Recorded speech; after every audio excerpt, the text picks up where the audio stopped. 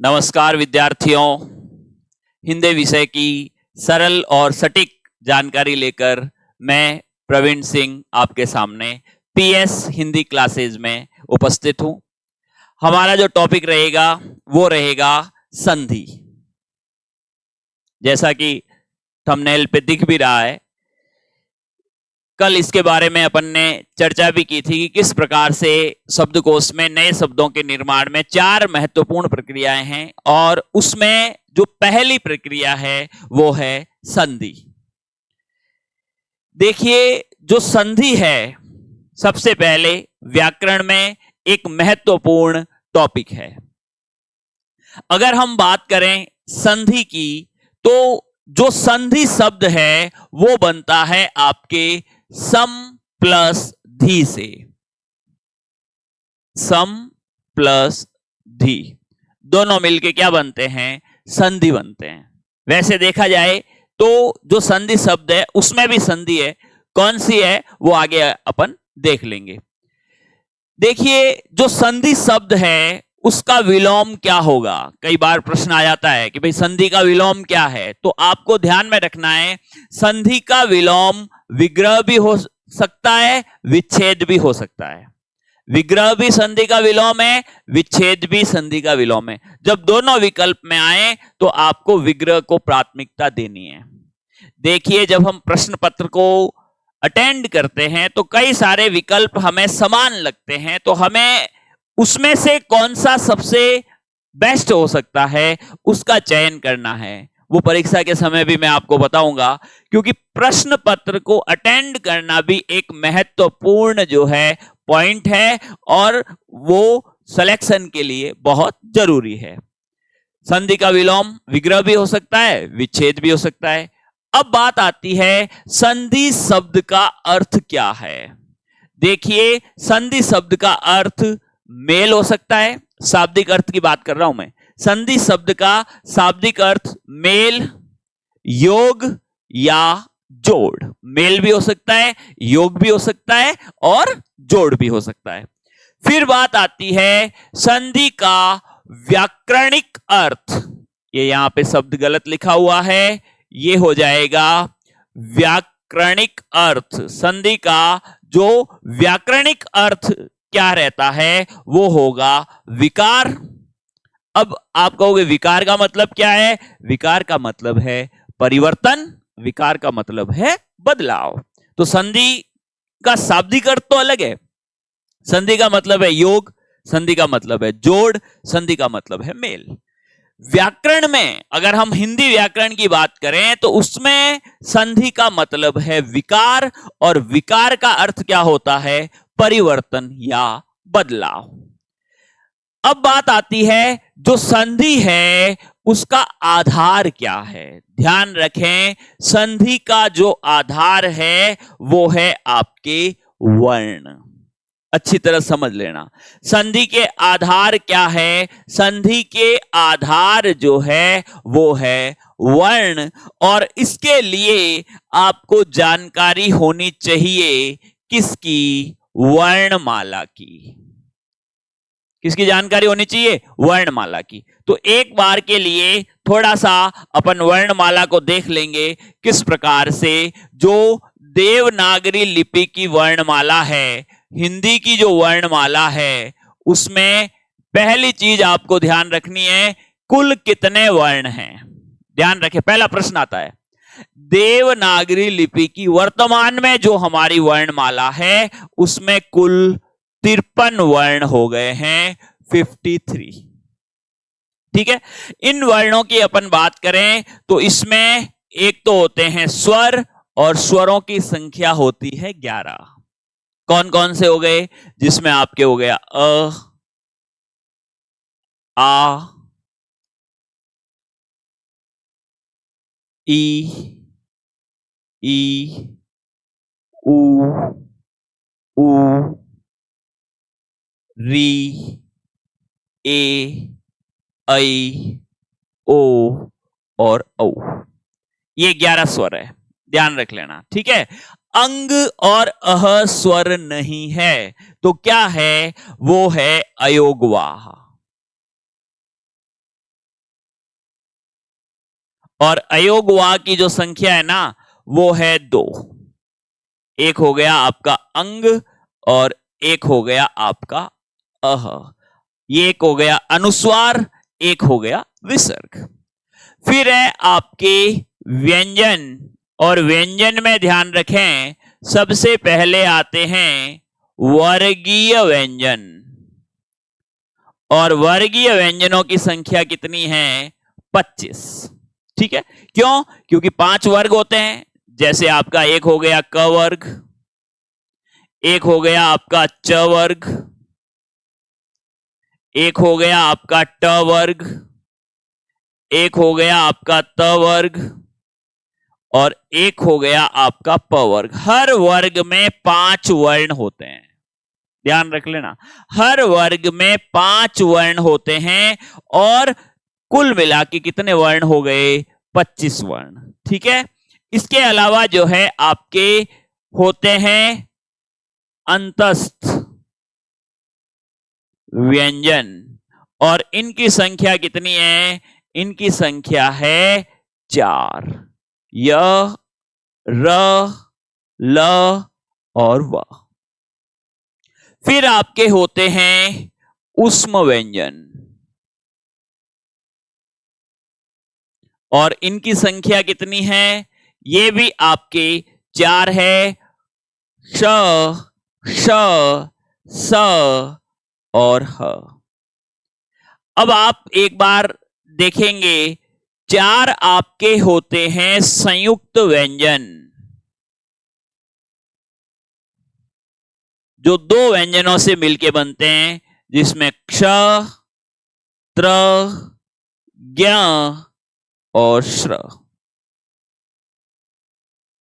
ठीक है, ये हो गए कितने? 4। 2 आपके होते हैं उत्क्षिप्त व्यंजन,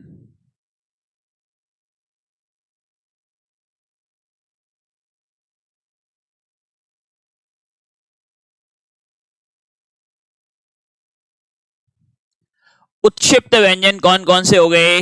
एक हो गया ड, एक हो गया ढ। कितने हो गए? 2। अब देखो जोड़ो, देखें 11 स्वर, 2 अयोग हुआ, कितने हो गए? 13।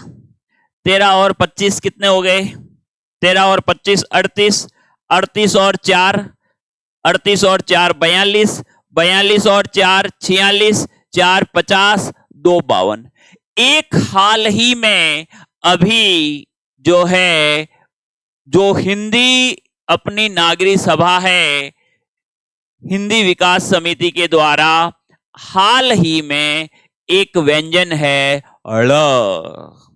ये अपने राजस्थानी भाषा में भी चलता है, और भी हिंदी की कुछ बोलियों में इसका उपयोग होता है। इसको विशिष्ट व्यंजन के अंतर्गत हमारी वर्णमाला में शामिल किया गया है। ध्यान रख लेना, अभी हाल ही में इसको किया गया है। तो इसलिए वर्णमाला में कुल वर्ण कितने हो गए? वर्णमाला में कुल वर्णों की संख्या हो गई है 53।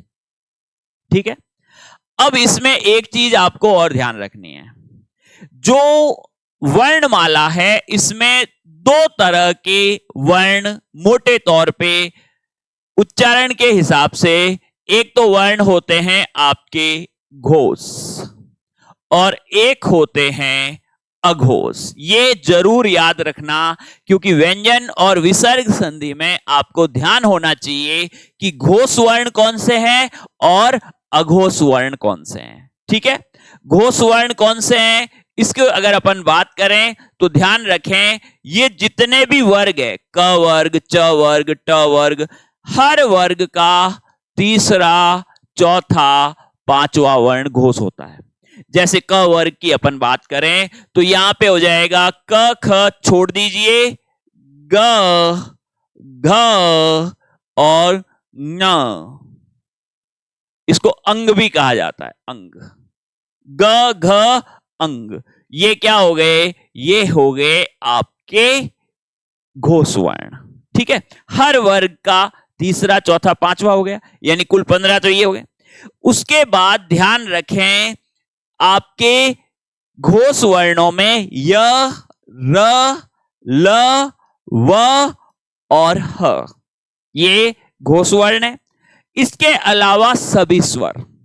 अब देखिए हिंदी में अगर अपन जाते हैं तो कई विद्वान ये मानते हैं कि इसमें से जैसे री है, इसको घोष में माने या किस में माने, वो एक अलग है। अपन सामान्य हिंदी पढ़ रहे हैं तो आप इसको अच्छी तरह से याद रख सकते हैं कि आपके सभी स्वर क्या है, घोष है। बस इतना ही याद रखना है। ये हम सिर्फ इसलिए ताकि आपको संधि जो है अच्छे तरीके से समझ में आ सके, ये ध्यान रखें। ठीक है, अब अपन वापस आते हैं संधि पर।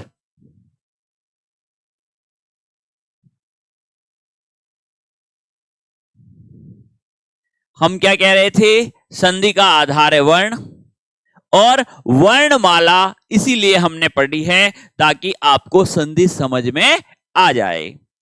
अब है आपके संधि की परिभाषा। देखिए संधि किसको कहते हैं।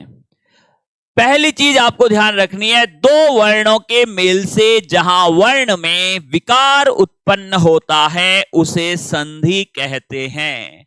संधि में आपको क्या ध्यान रखना है, दो बातें ध्यान में रखनी है। पहली चीज, ये अपन ने पहले ही पढ़ लिया कि संधि का आधार क्या है, तो संधि का आधार आपके क्या हो जाएगा, वर्ण हो जाएगा। संधि में क्या होगा, दो वर्णों का मेल होगा और वर्ण में विकार उत्पन्न होगा, उसे हम क्या कहेंगे, उसे हम संधि कहते हैं। जैसे यहां पे एक उदाहरण देखिए, गंगा धन ऊर्मी, ऊर्मी यानी लहर, तो यहां पर गंगा ऊर्मी, यहां पे आप देखोगे आ रहा है, यहां पे आप देखोगे ऊ आ रहा है। संधि हमेशा प्लस से पहले, धन से पहले वाले में और धन के बाद वाले वर्ण में होती है। तो यहां पे शब्द बन गया गंगोर्मी, यहां पे देखो ओ बन गया, यहां पर आ था, यहां पर ऊ था, यहां पर ओ हो गया। इसका मतलब क्या हुआ, वर्ण में विकार उत्पन्न हुआ है। इसका मतलब गंगोर्मी में क्या है, गंगोर्मी में संधि है। आगे बात समझ में, ठीक है। फिर देखिए एक होता है संयोग। संयोग क्या है, जहां वर्ण में विकार उत्पन्न नहीं होता है वहां संधि नहीं संयोग होगा। कैसे, जैसे यहां पे आप देखोगे अनुलिपि, अनुलिपि, यहां पे शब्द बन गया अनुलिपि, कोई परिवर्तन नहीं है। पहली शर्त संधि की परिभाषा में हमने क्या पढ़ी थी, विकार उत्पन्न होना चाहिए। यहां पे विकार उत्पन्न नहीं हो रहा है तो फिर ये संधि नहीं है, ये क्या है, ये एक संयोग है। फिर आप देखिए प्रति धन लिपि, शब्द क्या बन गया, प्रतिलिपि, ये भी एक प्रकार से क्या है, ये भी एक क्या है, संयोग है। समझ में आई बात, ठीक है। पहली चीज आपके दिमाग में क्या है, संधि क्या है, संयोग क्या है, यह चीज जरूर समझ लेना। संधि का आधार क्या है, संधि का शाब्दिक अर्थ क्या है, संधि का व्याकरणिक अर्थ क्या है, ये सब चीजें अच्छी तरह से आप अपने दिमाग में बिठा लीजिए। अब बात आती है संधि के प्रकार की। ध्यान रखें, अगर हम बात करें तो वर्णों के आधार पर संधि के 3 प्रकार होते हैं। देखिए अभी हमने वर्णमाला पढ़ी, वर्णमाला में एक हमने पढ़े स्वर, स्वरों की संख्या कितनी है, 11। एक हमने पढ़े व्यंजन, व्यंजन में अलग अलग थे, ठीक है। और एक हमने विसर्ग अयोग वाहा। इन 3 के आधार पर ही स्वर, व्यंजन और विसर्ग, इन 3 के आधार पर ही संधि के 3 भेद बता दिए, स्वर संधि, व्यंजन संधि और विसर्ग संधि। संधि के 3 प्रकार होते हैं। संधि का आधार क्या है, संधि का आधार वर्ण है।